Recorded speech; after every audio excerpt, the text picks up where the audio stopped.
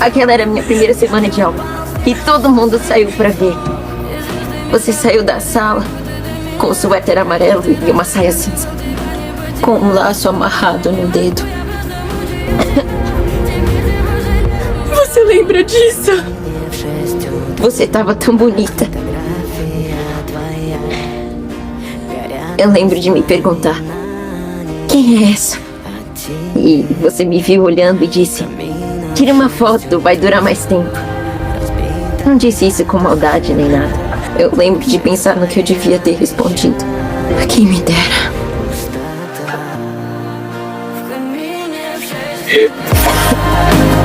Eu te amo, Rich. Eu também te amo, Lord.